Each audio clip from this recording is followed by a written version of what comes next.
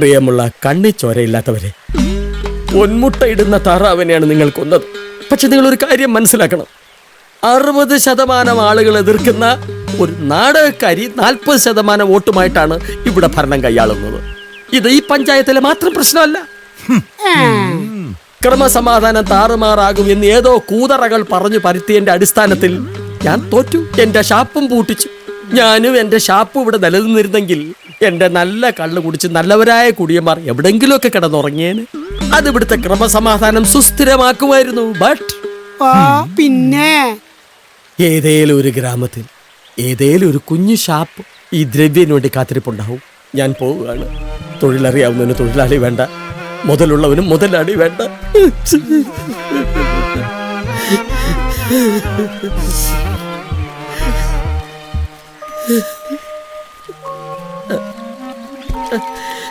വെള്ളം വിടണോ?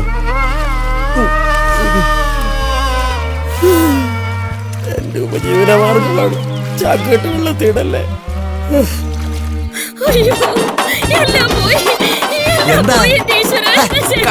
കാര്യം പറയടി. നമ്മുടെ മോള് നമ്മുടെ കൈ വിട്ടു പോയി ശേഖരേട്ടാ. ഒന്ന് തെളിച്ചു പറയടി.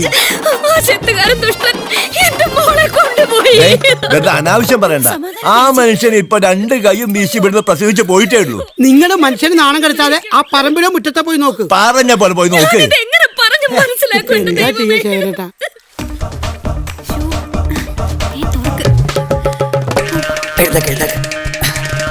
ഇനി ഇവിടെ നിൽക്കുന്ന അത്ര പന്തിയല്ല. അക്കരെ നിന്ന് ഏത് സമയത്തും ആൾക്കാർ തേടി വരാം. 11:30 ബസ്സിന് നമുക്ക് ഇടുക്കിയിലേക്ക് പോവാം. പിന്നെ വെച്ചടി കയറ്റമായിരിക്കും. SSLC ബുക്ക് എടുത്തിട്ടുണ്ടോ? രാവിലെ ഒരു മുട്ടയും തരും, ചെവിയുടെ സ്വസ്ഥതയും കളയും. നശൂലം പിടിച്ചത് പോകട്ടെ.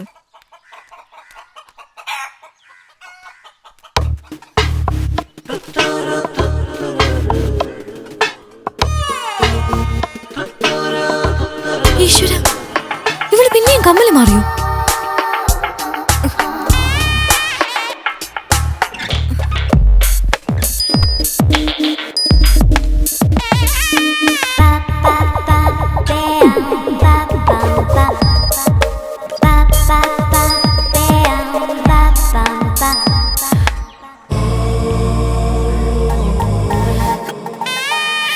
കഴിഞ്ഞ 15 വർഷം കൊണ്ട് നമ്മളിത് ഇട്ടുണ്ടോ നടപ്പ്.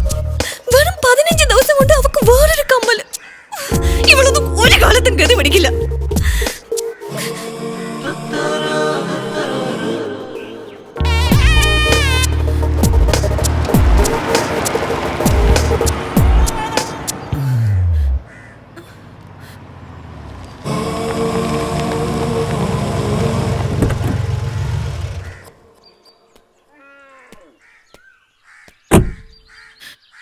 ഈശ്വര, ഡോക്ടർ ജെയിംസ് അല്ലേ ഇത്? നമസ്കാരം. നമസ്കാരം. ഞാൻ നോക്കുകയായിരുന്നു പഴയ അന്തരീക്ഷം, ആ പഴയ വീട്, അതേ പെയിന്റിംഗ്, മുറ്റത്തെ ചെടികൾക്ക് പോലും ഒരു മാറ്റമില്ല. ആക്ച്വലി ഇപ്പോഴത്തെ ഈ റിസോർട്ട് കോൺസെപ്റ്റ് എന്നൊക്കെ പറയുന്നത് ഇതൊക്കെ തന്നെയാ. കൺഗ്രാറ്റ്സ് ശുഭലക്ഷ്മി. വീടൊക്കെ എങ്ങനെ സൂക്ഷിക്കാൻ കഴിഞ്ഞത് ഒരു നേട്ടം തന്നെയാ. Thanks doctor. എല്ലാം എന്റെ ഒരു നിർബന്ധത്തിലാ. ഭാർഗവേട്ട എന്നും പറയും വീട് പൊളിച്ചു പണിയാം, പെയിന്റ് ചെയ്യാന്നൊക്കെ. ഞാനൊന്നിനും സമ്മതിക്കില്ല. ഡോക്ടർ വരണം. ഇരിക്കൂ, ഞാൻ കുടിക്കാൻ എന്തെങ്കിലും എടുക്കാം. അയ്യോ നോ താങ്ക്സ്, ഒന്നും എടുക്കണ്ട. എന്നാലും അതല്ലല്ലോ, എത്ര കാലം കൂടിയായി വരവ്. ചായയും കായ്പൊന്നും കുടിച്ചൂടാ. ഇനിയിപ്പോ നിർബന്ധമാണെങ്കിൽ നോക്കാം. ഞാൻ എടുക്കാം ഡോക്ടർ. ഡോക്ടറുടെ വൈഫ് ആള് കോഴിക്കോടായിരുന്നു, ഇപ്പൊ കോട്ടയം മെഡിക്കൽ കോളേജിലേക്ക് വന്നിട്ടുണ്ട്. ഇവിടെ മോളെ ഒരു ഗൈനക്കോളജിസ്റ്റ് ആക്കണമെന്നാണ് ഞങ്ങളുടെ ആഗ്രഹം. ഗുഡ്. അല്ല, ഡോക്ടറെ കണ്ടില്ലല്ലോ, ഇവിടെ ഇല്ലേ ആള്? ഞാൻ എന്റെ മോളുടെ കല്യാണം അറിയിക്കാൻ വന്നതാ. അത് ഡോക്ടർ ഇപ്പൊ വരും. നല്ല നാടൻ ചെമ്മീൻ കൂട്ടിയിട്ട് കാലം കുറയെന്ന് ഞാൻ പറഞ്ഞു കേട്ടപ്പോ ഇപ്പൊ കൊണ്ടുവരാട്ടോ എന്ന് പറഞ്ഞ് ഇറങ്ങി പോയതാ. ഇപ്പൊ വരും കേട്ടോ. ഇരിക്കൂ, ഞാൻ അപ്പോഴേക്ക് ചായ എടുക്കാം. ശരി.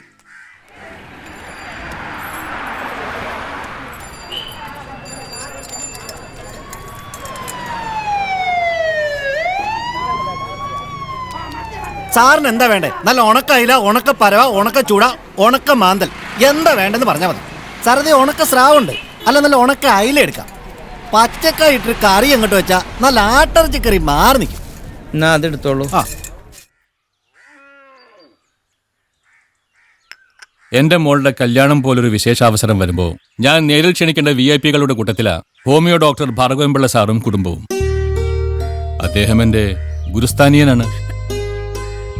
മകളുടെ പഠിപ്പൊക്കെ കഴിഞ്ഞിരുന്നില്ലേ? ആ, അവളിപ്പോ നാഗാലാൻഡിലെ ഏറ്റവും വലിയ ഹാർട്ട് ഹോസ്പിറ്റലിൽ പ്രാക്ടീസ് ചെയ്യാ. ലവ് മാരേജാ? വേണമെങ്കിൽ അങ്ങനെയും പറയാം, love at first set.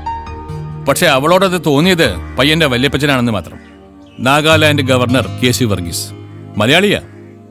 Cardiac സംബന്ധമായ കാര്യങ്ങള് മോളായിരുന്നു നോക്കിയിരുന്നത്.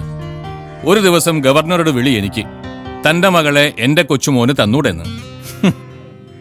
കേന്ദ്രമന്ത്രിമാരും നേതാക്കന്മാരും ഒക്കെ ഉണ്ടാകുമെങ്കിലും നമ്മുടെ ഭാഗത്തുനിന്നും ആളുകൾ വേണ്ടേ? ആ, നേരത്തെ തന്നെ എത്തിയേക്കണം, മക്കളെയും കൂട്ടണം. ആ, എത്തി.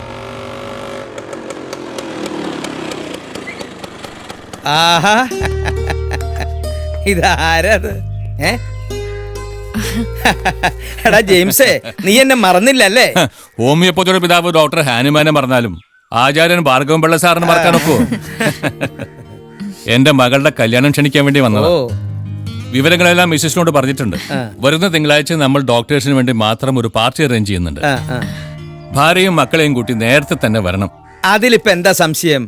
ഞങ്ങൾ എല്ലാവരും അവിടെ ഉണ്ടാവും. അപ്പോ ഞാൻ ഇറങ്ങട്ടെ. അത് പറ്റില്ല, ഊണ് കഴിഞ്ഞിട്ടേ ഞങ്ങൾ വിടും.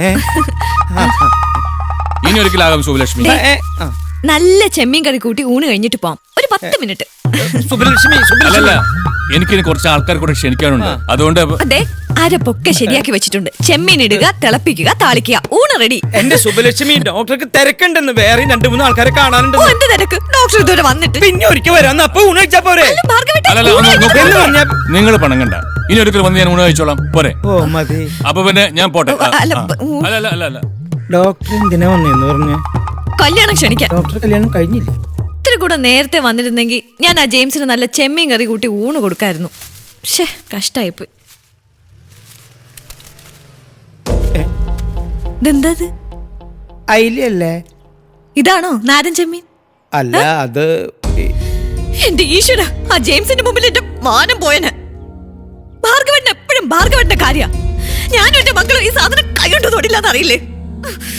അതെങ്ങനെയാ? കുട്ടിക്കാലത്ത് നല്ലതല്ല തിന്ന ശീലം വേണ്ടേ? ചക്കയും മാങ്ങയും ചേനയും ചേമ്പും. അല്ല, നാരൻ ചെമ്മീന് കിലോന് 400 രൂപയാന്ന് പറഞ്ഞപ്പോ എന്റെ ഉള്ളൊന്ന് കാളി. നാരൻ ചെമ്മീന് പകരം കിട്ടിയൊരു ശാദനം. ഈശ്വര, ഉച്ചക്ക് ഞാനും മക്കളെ എന്ന് കൂട്ടി ഊണ് കഴിക്കും? ഇങ്ങർക്കൊരു പച്ചോളം കിട്ടിയാൽ മതിയല്ലോ 1.5 അടങ്ങഴി ചോറുണ്ണാൻ. അതല്ല ശീലം.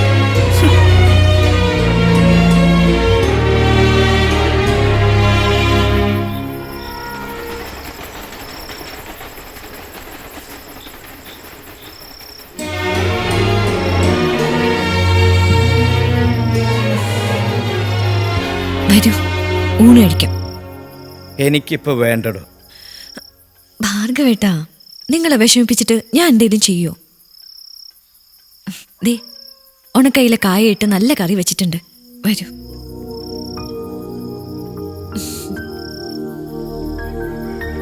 പിന്നെ ജെയിംസ് വന്ന് കല്യാണം ക്ഷണിച്ചതിനെ കുറിച്ച് എന്താ അഭിപ്രായം? അതിലിപ്പോ എന്താ ഒരു അഭിപ്രായം? അതിപ്പോ ഒന്നും ഉണ്ടായിട്ടല്ല. ഞായറാഴ്ച ഇബ്രാഹിം കുട്ടിയുടെ മോളുടെ കല്യാണം, തിങ്കളാഴ്ച ജെയിംസിന്റെ മോളുടെയും. ഇബ്രാഹിം കുട്ടിയുടെ വീട്ടിലെ കല്യാണം പിന്നെ കാര്യാക്കണ്ട. പക്ഷേ ജെയിംസിന്റെ ഫംഗ്ഷന് നമ്മൾ എങ്ങനെ പോവും? ഇവിടുന്ന് ഒരു ഓട്ടോ കയറി കടത്തി ചെന്നാ അക്കരെ എത്താം. അവിടുന്ന് ഇഷ്ടംപോലെ ബസ്സില്ലേ? അതാണോ ഞാൻ പറഞ്ഞേ? ഭാർഗവേട്ടനും എനിക്കും മക്കൾക്കൊക്കെ ഉടുത്തൊരുങ്ങാൻ നല്ല വസ്ത്രങ്ങൾ വേണ്ടേ? ഇവിടെ അലമാരി നിറയെ ഇരിക്കുന്ന ഒന്നും വസ്ത്രങ്ങളല്ലേ? തലേണ നിറയ്ക്കാൻ പാകത്തിനിരിക്കുന്ന വസ്ത്രങ്ങൾ അണിഞ്ഞിട്ടാ ഈ 3 ദിവസം നടക്കുന്ന ഘോഷമായ കല്യാണത്തിന് പോകുന്ന. എന്റെ ഭാർഗവേട്ട, ആ സദസ്സിൽ ചെന്ന് ഇറങ്ങണമെങ്കിൽ മിനിമം നമ്മളൊരു ടാക്സി പിടിച്ചെങ്കിലും പോണം. വിലപിടിപ്പുള്ള എന്തെങ്കിലും സമ്മാനം ഉണ്ടാവണം. സുബലക്ഷ്മി, നീ ഇങ്ങനെ ഓരോ ആവശ്യങ്ങൾ പറയുമ്പോ ഞാൻ ഓടിച്ചെല്ലണത് ആ ചിട്ടിക്കാരുടെ അടുത്തേക്കാ. കഴിഞ്ഞ മാസം ചിട്ടി പിടിച്ചുകൊണ്ട് അവരിനി സഹായിക്കില്ല. നീ പറയുന്നതിനൊക്കെ വേറൊരു മാർഗം എന്റെ മുമ്പിൽ ഇല്ല. ഭാർഗവേട്ടൻ പറയുന്ന കേട്ട അവിടെ എത്തുന്ന ഡോക്ടേഴ്സിന്റെ മുമ്പിൽ ഞാനും എന്റെ മക്കളും നാറും. ഇനി അഥവാ കല്യാണത്തിന് പോയില്ലെങ്കിൽ ഭാർഗവേട്ടൻ നാറും. എന്താന്ന് വെച്ചാൽ ആലോചിച്ചാൽ മതി. ഭാർഗവേട്ടൻ ഭക്ഷണം കഴിക്കുന്നില്ലെങ്കിൽ പിന്നെ എനിക്കും വേണ്ട.